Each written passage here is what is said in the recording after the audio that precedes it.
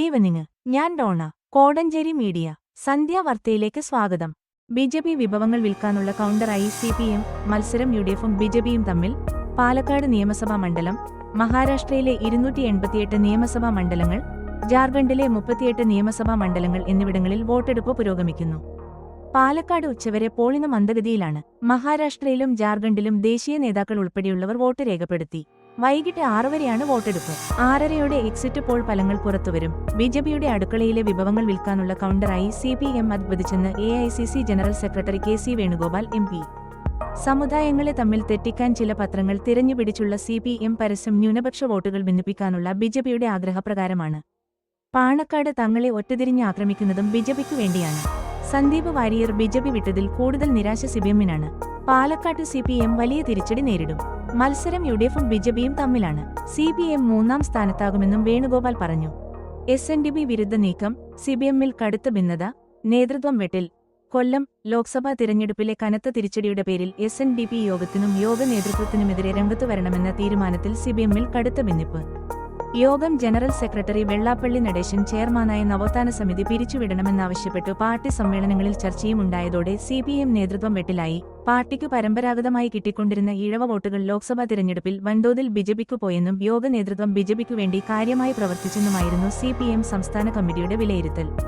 ഇത് പാർട്ടിയുടെ കീഴ്ഘടകങ്ങളിൽ റിപ്പോർട്ട് ചെയ്തതിനു പിന്നാലെ സമുദായാംഗങ്ങളുടെ വീടുകളിലെ ചടങ്ങുകളിൽ വരെ പ്രാദേശിക സിപിഎം നേതാക്കൾ ഇടപെട്ടു തുടങ്ങി. കൊല്ലം ജില്ലയിലെ മൺറോത്തുരുത്ത് ലോക്കൽ സമ്മേളനത്തിൽ വെള്ളാപ്പള്ളിക്കെതിരെ ചർച്ചയും നടന്നു. ഇതോടെയാണ് സിപിഎമ്മിനെതിരെ രൂക്ഷമായ വിമർശനവുമായി എസ്എൻഡിപി യോഗത്തിന്റെ പേരിൽ കൊല്ലത്ത് നോട്ടീസ് പ്രസിദ്ധീകരിച്ചത്. ലോക്സഭാ തിരഞ്ഞെടുപ്പിലെ പരാജയത്തിന്റെ പഴി എസ്എൻഡിപി യോഗത്തിനുമേൽ കെട്ടുവയ്ക്കുന്ന വിലയിരുത്തലിനെതിരെ കൊല്ലം, ആലപ്പുഴ, പത്തനംതിട്ട ഉൾപ്പെടെ വിവിധ ജില്ലകളിൽ സിപിഎം ഘടകങ്ങളിൽ കടുത്ത പ്രതിഷേധം ഉയർന്നിരുന്നു. പരാജയത്തിന്റെ ഉത്തരവാദിത്തം പ്രത്യേക സമുദായത്തിന്റെ മേൽ കെട്ടുവയ്ക്കുന്നത് ശരിയല്ലെന്നായിരുന്നു ചർച്ച. യോഗത്തിനു സ്വാധീനമില്ലാത്ത മണ്ഡലങ്ങളിൽ പോലും പാർട്ടി സ്ഥാനാർത്ഥികൾക്ക് വോട്ട് ഗണ്യമായി കുറഞ്ഞു. എസ്എൻഡിപി യോഗത്തിനെതിരെ പരസ്യമായി രംഗത്തുവരുന്നതു ഗുണത്തേക്കാളേറെ ദോഷമേ ചെയ്യൂവെന്ന വിലയിരുത്തലും കീഴ്ഘടകങ്ങളിലുണ്ടായി. ലോക്സഭാ തിരഞ്ഞെടുപ്പ് ഫലം അവലോകനം ചെയ്തു സിപിഎം നേതൃത്വം തയ്യാറാക്കിയ റിപ്പോർട്ടിലെ എസ്എൻഡിപി യോഗം വിരുദ്ധ പരാമർശങ്ങൾ നീക്കം ചെയ്യണമെന്ന ആവശ്യവും വ്യാപകമായി ഉയർന്നു. സംഘപരിവാറിന്റെ രാഷ്ട്രീയത്തിനു പരവതാനി വിരിക്കുന്ന സാമുദായിക നേതൃത്വത്തെ തുറന്നുകാട്ടണം. ബിജെപി പാളയത്തിലേക്കു നവോത്ഥാന പ്രസ്ഥാനത്തെ നയിക്കാനുള്ള പ്രവർത്തനത്തിനെതിരായുള്ള പ്രതിരോധമായി ഇതിനെ മാറ്റണം. എസ്എൻഡിപി നേതൃത്വം ബിജെപിക്കു വേണ്ടി കാര്യമായി പ്രവർത്തിച്ചു. എസ്എൻഡിപി നേതൃത്വത്തിന്റെ ജുഗുപ്സാവഹമായ പങ്കിനെ തുറന്നു കാണിക്കാനും ചെറുക്കാനും ആവശ്യമായ നടപടി പാർട്ടി കൈക്കൊള്ളണം, പരസ്യമായി പ്രതികരിക്കണം എന്നിങ്ങനെയായിരുന്നു സിപിഎം നേതൃത്വം കീഴ്ഘടകങ്ങൾക്കു നൽകിയ റിപ്പോർട്ടിലെ പരാമർശങ്ങൾ. വീണ്ടും ഷേഖ് ഹാൻഡ് വിവാദം. കൈ കൊടുക്കാതെ തിരിഞ്ഞു നടന്ന് കൃഷ്ണദാസ്. സംസ്കാരശൂന്യതയെന്ന് കൃഷ്ണകുമാർ. പാലക്കാട് കൈകൊടുക്കാൻ വിസമ്മതിച്ച് വീണ്ടും നേതാക്കൾ. ഉപതിരഞ്ഞെടുപ്പ് നടക്കുന്ന പാലക്കാടാണ് കൈകൊടുക്കൽ വീണ്ടും വിവാദമായത്. ബിജെപി സ്ഥാനാർത്ഥി സി കൃഷ്ണകുമാർ കൈനീട്ടിയെങ്കിലും സിപിഎം നേതാവ് എൻ കൃഷ്ണദാസ് മുഖം തിരിച്ചുപോയെന്നാണ് ആരോപണം. വോട്ട് ചെയ്യാനായി കൽപ്പാത്തിയിൽ ഇരുവരും എത്തിയപ്പോഴായിരുന്നു സംഭവം. അതേസമയം കൃഷ്ണദാസിനെ രൂക്ഷമായ ഭാഷയിൽ വിമർശിച്ച് കൃഷ്ണകുമാർ രംഗത്തെത്തി. സാമാന്യ മര്യാദ പോലുമില്ലാത്ത ഇത്തരത്തിലുള്ള നേതാക്കളാണ് പാലക്കാട് സിപിഎമ്മിന്റെ ശാപം. ഇത്രയും സംസ്കാരശൂന്യനായ നേതാവ് പാലക്കാട് വേറെയില്ല. സി കൃഷ്ണകുമാര് തുറന്നടിച്ചു. എന്നാൽ കൃഷ്ണകുമാര് മാധ്യമങ്ങളോട് സംസാരിച്ചുകൊണ്ടിരുന്നതിനാല് ബുദ്ധിമുട്ടാകേണ്ടെന്ന് കരുതിയാണ് അദ്ദേഹത്തോട് സംസാരിക്കാതിരുന്നത് എന്നാണ് സംഭവത്തിൽ കൃഷ്ണദാസിന്റെ വിശദീകരണം. വിവാഹാഭ്യർത്ഥന നിരസിച്ചതിൽ പ്രതികാരം. തഞ്ചാവൂരിൽ അധ്യാപികയെ സ്കൂളിൽ കഴുത്തറുത്ത് കൊന്നു. ചെന്നൈ തഞ്ചാവൂരിൽ സർക്കാർ സ്കൂൾ അധ്യാപികയെ കഴുത്തറുത്ത് കൊലപ്പെടുത്തി. തഞ്ചാവൂരിലെ മല്ലിപ്പട്ടണം സർക്കാർ സ്കൂൾ അധ്യാപികയായ രമണി, 26 ആണ് കൊല്ലപ്പെട്ടത്. ഇന്ന് രാവിലെയാണ് രമണി ജോലി ചെയ്തിരുന്ന മല്ലിപ്പട്ടണം ഹൈസ്കൂളിൽ വെച്ച് അക്രമി അധ്യാപികയെ കഴുത്തറുത്ത് കൊലപ്പെടുത്തിയത്. സംഭവത്തിൽ പ്രതിയായ ചിന്നമന സ്വദേശി മദന്, 30 അറസ്റ്റിലായിട്ടുണ്ട്. മദൻ നേരത്തെ രമണിയെ വിവാഹം കഴിക്കാനായി ആഗ്രഹിച്ചിരുന്നു. മദനും കുടുംബവും രമണിയുടെ വീട്ടുകാരെ കണ്ടാണ് വിവാഹാഭ്യർത്ഥന നടത്തിയത്. എന്നാൽ രമണി വിവാഹാഭ്യർത്ഥന നിരസിച്ചു. ഇതിൽ പ്രകോപിതനായാണ് മദൻ രമണിയെ കൊലപ്പെടുത്തിയത്. ബുധനാഴ്ച രാവിലെ സ്കൂളിലെത്തിയ മദൻ വെട്ടുകത്തി ഉപയോഗിച്ച് രമണിയുടെ കഴുത്തിൽ വെട്ടുകയായിരുന്നു. കഴുത്തിൽ ആഴത്തിൽ മുറിവേറ്റ രമണിയെ പട്ടുകോട്ട സർക്കാർ ആശുപത്രിയിലെത്തിച്ചെങ്കിലും വഴിമധ്യേ മരിച്ചു. സംഭവത്തിൽ സേതുപവചത്രം പോലീസ് കേസെടുത്ത് അന്വേഷണം ആരംഭിച്ചു. മദനെ സംഭവസ്ഥലത്തുനിന്നു തന്നെ പോലീസ് അറസ്റ്റ് ചെയ്തു. അധ്യാപികയെ കൊലപ്പെടുത്തിയ സംഭവത്തെ തമിഴ്നാട് വിദ്യാഭ്യാസ മന്ത്രി അൻബിൽ മഹേഷ് ശക്തമായി അപലപിച്ചു.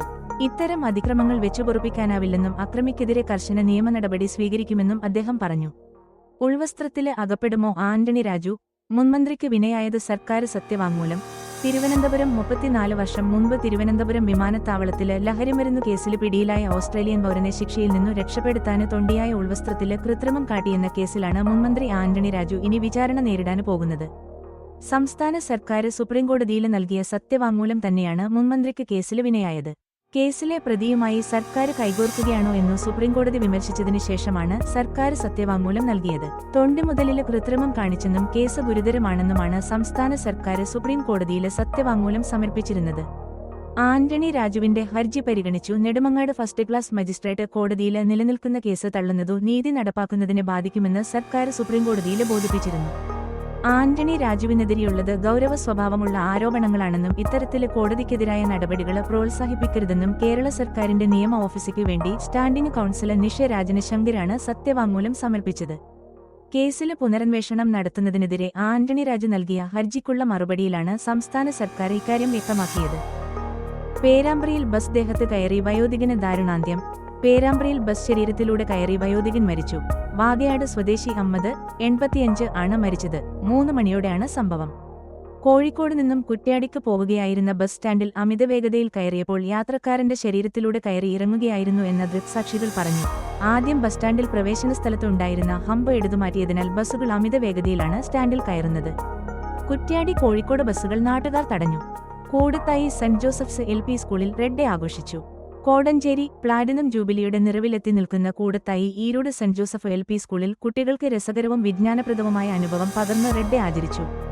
കുട്ടികളുടെ മനസ്സിലെ സ്വപ്നങ്ങൾക്ക് നിറം പകരാനും കൂടുതൽ ഉത്സാഹത്തോടെ വിജയത്തിലേക്ക് കുതിക്കാനും ഈ ദിനം കരുത്ത് പകരട്ടെ എന്ന് ഉദ്ഘാടന ചടങ്ങിൽ വാർഡ് മെമ്പർ ശ്രീമതി ചിന്നമ്മ മാത്യു അഭിപ്രായപ്പെട്ടു. ചുവന്ന പലഹാരങ്ങളും കളിപ്പാട്ടങ്ങളും വസ്ത്രങ്ങളും അണിഞ്ഞെത്തിയ കുരുന്നുകളെ പ്രധാന അധ്യാപിക ഡെയ്സിലി മാത്യു അഭിനന്ദിക്കുകയും ആശംസകൾ അർപ്പിക്കുകയും ചെയ്തു.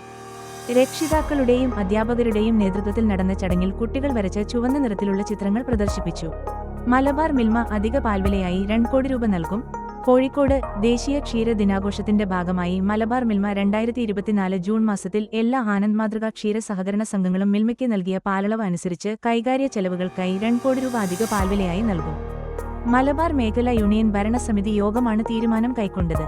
ഓരോ ക്ഷീരസംഘം ജീവനക്കാരനും 6000-ൽ പരം രൂപ ലഭിക്കത്തക്ക രീതിയിൽ 23 സ്ലാബുകളിലായിട്ടാണ് അധിക പാൽവില കൈമാറുന്നത്. ഡിസംബർ മാസത്തെ ആദ്യത്തെ പാൽവിലയോടൊപ്പം ക്ഷീരസംഘങ്ങൾക്ക് ഈ തുക കൈമാറും. കഴിഞ്ഞ 3 സാമ്പത്തിക വർഷങ്ങളിലായി അംഗസംഘങ്ങളിലെ ജീവനക്കാർക്ക് കൈമാറുന്നതിനായി മേഖലാ യൂണിയൻ അനുവദിച്ച 5 കോടി രൂപയും ഈ വർഷത്തെ 2 കോടി രൂപയുമടക്കം 7 കോടി രൂപ അധിക പാൽവിലയായി നൽകാൻ കഴിയുന്നു എന്നത് ശ്രദ്ധേയമായ നേട്ടമാണ്. ക്ഷീരസംഘം ജീവനക്കാർക്ക് കാലിത്തീറ്റയുടെ കൈകാര്യ ചെലവിലേക്കായി 50 കിലോ ചാക്ക് ഒന്നിന് നിലവിൽ നൽകുന്ന 10 രൂപ 15 രൂപയാക്കി മിൽമ വർദ്ധിപ്പിച്ച് നൽകിയിട്ടുണ്ട്. നാളെ വൈദ്യുതി മുടങ്ങും. കോടഞ്ചേരി KSEB സെക്ഷൻ പരിധിയിൽ നാളെ 2024 നവംബർ 21-ന് കണ്ടപ്പഞ്ചാൽ കൂരോട്ടുപാറ ട്രാൻസ്ഫോർമർ പരിധിയിൽ ടച്ചിംഗ് ക്ലിയറൻസ് നടക്കുന്നതിനാൽ രാവിലെ 7:30 മുതൽ ഉച്ചയ്ക്ക് 2 വരെ വൈദ്യുതി മുടങ്ങും. കോടഞ്ചേരി നിരന്നപാറ കാരക്കാട്ടുതാഴെ സുമതിക്കുട്ടി 83 അന്തരിച്ചു. സംസ്കാരം ഇന്ന് വൈകിട്ട് 5:30-ന് നടന്നു.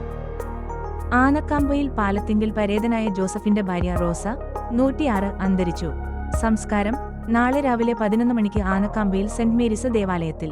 മക്കൾ കുര്യാച്ചൻ, ഫിലോമിന, ജോസഫ്, ആന്റണി, എൽസമ്മ, ഷാജു, ജെയ്സൺ, സജി, പരേതരായ സെബാസ്റ്റ്യൻ, മാമ്മച്ചൻ, മരുമക്കൾ ത്രേസ്യമ്മ അരീക്കൽ, മേരി ഇടക്കാരോട്ട്, സെബാസ്റ്റ്യൻ ഇടമുളയിൽ, ഫിലോമിന മറ്റത്തിൽ, ലിസമ്മ കഴുക്കോട്ടിൽ, ലിസി തുണ്ടിയിൽ, ജോസ് കരിന്തൊളിൽ, റോസമ്മ കുന്നുമ്മൽ, ഷീല തണ്ടാശ്ശേരി, വത്സമ്മ കുഴിവേലിൽ. വാർത്തകൾ കഴിഞ്ഞു. നമസ്കാരം. വാർത്തകളും പരസ്യങ്ങളും അറിയിക്കുവാൻ വേണ്ടി കോടഞ്ചേരി മീഡിയ അഡ്മിന്മാരെ ബന്ധപ്പെടാവുന്നതാണ്.